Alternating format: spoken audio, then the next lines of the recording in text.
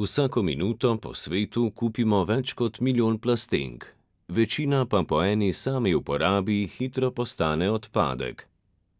Ko v trgovini izbiramo med plastenko, steklenico ali pločevinko, običajno razmišljamo predvsem o ceni in priročnosti, redkeje pa o vplivu embalaže na okolje. Medtem ko je aluminij mogoče skoraj v celoti ponovno reciklirati, plastika ostaja velik okoljski izziv, saj pri proizvodnji novih plastenk pogosto nastaja vedno več nove plastike. Pomembno vlogo ima tudi steklo, predvsem kadar gre za večkratno uporabo, saj lahko bistveno zmanjša količino odpadkov in okoljski odtis. Tudi majhne odločitve pri vsakdanjih nakupih lahko dolgoročno pomembno vplivajo na okolje. Če govorimo o okolju, absolutno najbolj prijazna izbira steklenica za večkratno uporabo. Gre za material, ki dejansko ne prepušča ničesar in tudi ne prevaja ničesar. Se pravi, če bomo dali tekočino tja, bo ostala takšno, kot smo jo dali v steklenico. Pomembno pa je, da je za večkratno uporabo, ker potem se recimo zmanjšuje ta ogljični odtis.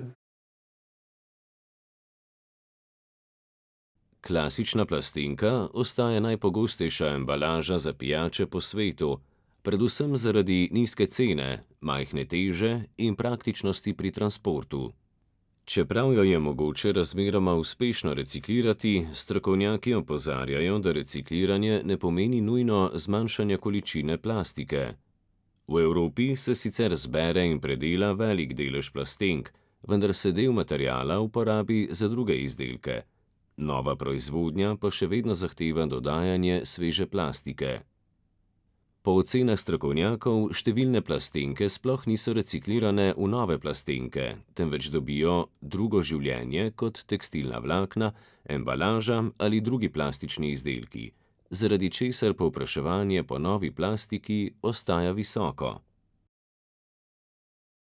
Vsaka plastenka, tudi če iz recikliranih materialov, zahteva tudi, bom rekel, novo plastiko, se pravi nov material, ker samim recikliranjem se skrajšujejo te verige polimerov in dejansko niso več tako trdni kot pri novi plastiki.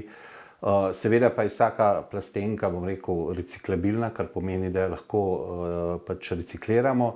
Povečevalo se bo seveda delež reciklirane plastike v teh plastenkah, ampak do 100% ne bo nikoli prišlo. In to je pravzaprav ta težava, ker krog plastenk nikoli ga ne bomo mogli zapreti.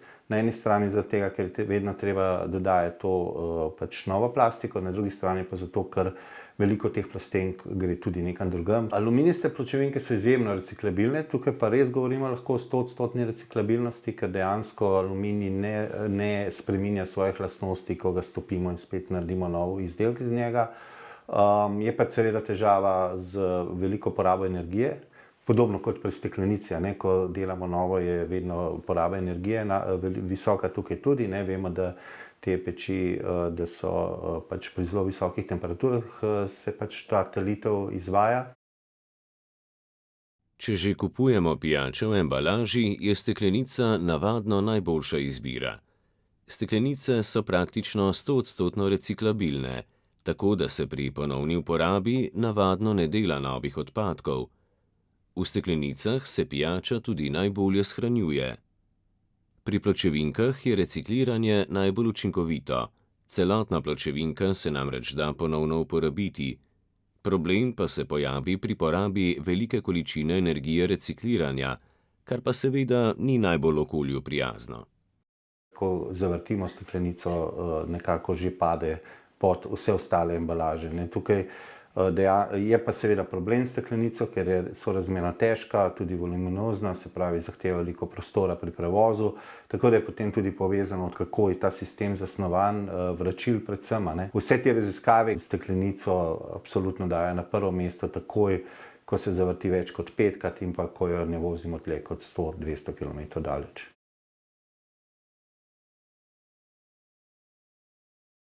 Pri zmanjševanju odpadkov pomembno vlogo že vrsto let igra sistem vračljivih steklenic.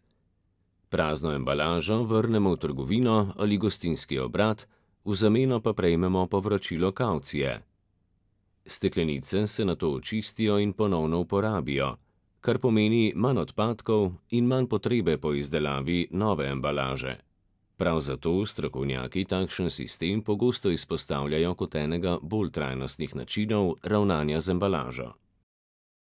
Ravno zdaj teče projekt Čisto, s katerim si prizadevamo, da bi se povečal delež pijač v vračljivi stekleni embalaži, kajti sama steklenica za enkratno uporabo pa res, bom rekel, okoljsko manj prijazna, ne toliko stališča nekih tveganih snovi, kot pa stališča porabe energije, ne, ker za izdelavo steklenice spet porabimo zelo veliko energije.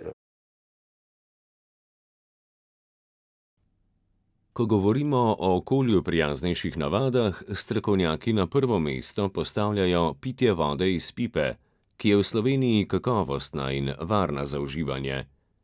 Namesto več plastenk pijač si napitek lahko pripravimo tudi doma, z dodatkom sirupa ali koncentrata, pri čemer uporabimo le eno embalažo namesto številnih. Manj embalaže pomeni manj odpadkov in manj obremenjevanja okolja, pogosto že z zelo preprosto odločitvijo.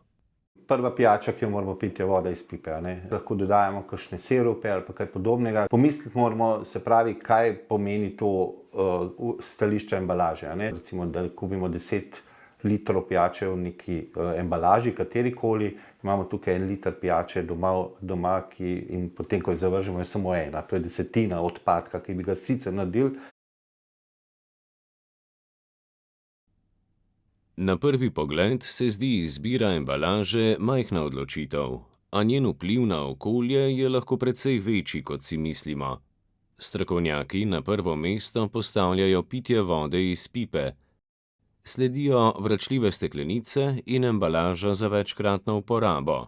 Vsaka plastenka ali pločevinka za enkratno uporabo pomeni nov odpadek. A dobra novica je, da že z majhnimi spremembami vsak od nas lahko prispeva k manj odpadkom. Včasih se bolj trajnostna prihodnost začne že pri naslednji pijači.